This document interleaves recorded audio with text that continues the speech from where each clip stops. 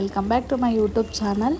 ನಾನಿವತ್ತು ಫಿಶ್ ಸಾಂಬಾರು ಹೇಗೆ ಮಾಡೋದು ಅಂತ ತೋರಿಸ್ತೀನಿ. ನಮ್ಮ ಮನೇಲಿ ಇವತ್ತು ಫಿಶ್ ತಂದಿದ್ರು, ಅದಕ್ಕೆ ನಾನು ಹೇಗೆ ಮಾಡ್ತೀನಿ ಅಂತ ತೋರಿಸೋಣ ಅಂತ ಮಾಡ್ತಾಯಿದ್ದೀನಿ.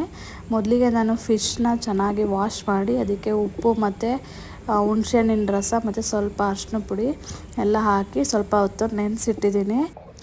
ನೆಕ್ಸ್ಟು ಮಸಾಲೆಗೆ ಏನೇನು ಬೇಕು ಅಂತ ನೋಡೋಣ ಬನ್ನಿ. ನಾನು ಕಾಯಿ ತೊಗೊಂಡಿದ್ದೀನಿ, ಒಂದು ಕಾಯಿ ತೊಗೊಂಡಿದ್ದೀನಿ, ಮತ್ತು 2 ಈರುಳ್ಳಿ ಕಟ್ ಮಾಡಿ ಇಟ್ಕೊಂಡಿದ್ದೀನಿ, ಮತ್ತು ಬೆಳ್ಳುಳ್ಳಿ 1 ಹಿಡಿಯಷ್ಟು ತೊಗೊಂಡಿದ್ದೀನಿ, ಮತ್ತು ಕಡಲೆ ನನ್ನ ಕೈಯಲ್ಲಿ 3 ಹಿಡಿಯಷ್ಟು ಕಡಲೆ ತೊಗೊಂಡಿದ್ದೀನಿ, ಮತ್ತು ನಾನು ಬೇಳೆ ಸಾಂಬಾರು ಪುಡಿ ತೊಗೊಂಡಿದ್ದೀನಿ, ಮತ್ತು ಹುಣಸೆಹಣ್ಣಿನ ರಸ ನೆನೆಸಿಟ್ಕೊಂಡಿದ್ದೀನಿ. ಇಷ್ಟು ತೊಗೊಂಡಿದ್ದೀನಿ. ಇಷ್ಟನ್ನು ರುಬ್ಕೊಳ್ಳೋಣ. ಫಿಶ್ನ ನೆನೆಸೋಕ್ಕಿಟ್ಟು ಖಾರ ರುಬ್ಕೊಂಡ್ರೆ ಅರ್ಧ ಅಡುಗೆನೇ ಆದಂಗೆ ಆಗುತ್ತೆ. ಮತ್ತು ನಾನು ಬೇಳೆ ಸಾಂಬಾರು ಪುಡಿನ 5ರಿಂದ 6 ಸ್ಪೂನ್ ಹಾಕ್ಕೊಂಡಿದ್ದೀನಿ. ಈ ಸಾಂಬಾರು ಮಾಡೋದೇನು ಕಷ್ಟ ಏನಲ್ಲ, ತುಂಬ ಸುಲಭ, ತುಂಬ ಈಸಿಯಾಗಿ ಮಾಡ್ಬೋದು. ಖಾರ ರೆಡಿಯಾಗಿದೆ. ಇವಾಗ ನಾವು ಸಾಂಬಾರು ರೆಡಿ ಮಾಡ್ಕೊಳ್ಳೋಣ. ಮೊದಲಿಗೆ ನಾನು 2ರಿಂದ 3 ಸ್ಪೂನ್ ಎಣ್ಣೆ ಹಾಕೋತಾ ಇದ್ದೀನಿ.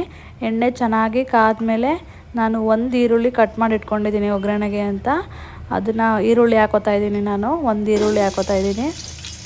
ಈರುಳ್ಳಿ ಫ್ರೈ ಆದಮೇಲೆ ನಾವು ಖಾರ ರುಬ್ಕೊಂಡಿದ್ವಲ್ಲ, ಆ ಖಾರ ಹಾಕೊಳ್ಳೋಣ ಇವಾಗ.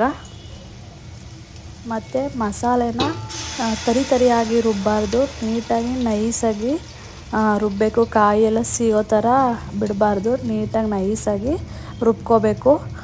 ರುಬ್ಕೊಂಡು ಅದನ್ನು ಈಗ ಒಗ್ಗರಣೆ ಮಾಡಾದಮೇಲೆ ಹೀಗೆ ಖಾರ ಹಾಕ್ಕೊಂಡು ನಿಮಗೆ ಎಷ್ಟು ಬೇಕೋ ಅಷ್ಟು ಕನ್ಸಿಸ್ಟೆನ್ಸಿ ನೋಡ್ಕೊಂಡು, ನಿಮಗೆ ಗಟ್ಟಿ ಬೇಕು ಅಂದರೆ ನೀರು ಸ್ವಲ್ಪ ಹಾಕ್ಕೊಳ್ಳಿ. ಇಲ್ಲ ನಿಮಗೆ ತೆಳುವಾಗಬೇಕು ಅಂತಂದರೆ ನಿಮಗೆ ನೋಡಿ ನೀರು ಹೇಗೆ ಬೇಕೋ ಹಾಗೆ ನೋಡಿ ಕನ್ಸಿಸ್ಟೆನ್ಸಿ ನೋಡಿಕೊಂಡು ನೀರು ಹಾಕ್ಕೊಳ್ಳಿ.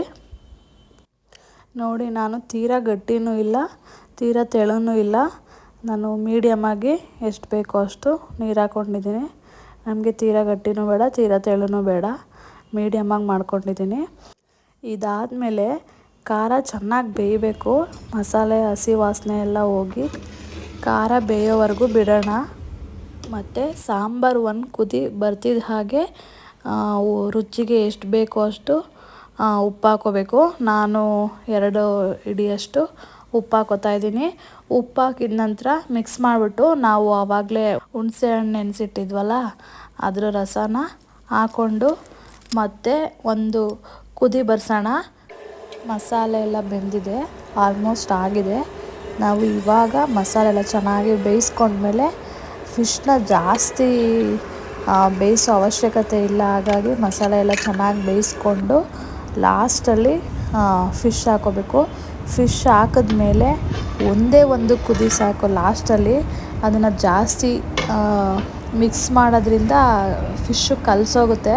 ನಾವು ಜಾಸ್ತಿ ಏನು ಇದೇ ಮಾಡಬಾರ್ದು. ಫಿಶ್ ಹಾಕ್ಬಿಟ್ಟು ಒಂದೇ ಒಂದು ಕುದಿ ಬರ್ಸಿದ್ರೆ ಸಾಕು, ಸಾಂಬಾರು ರೆಡಿ ಆಗುತ್ತೆ.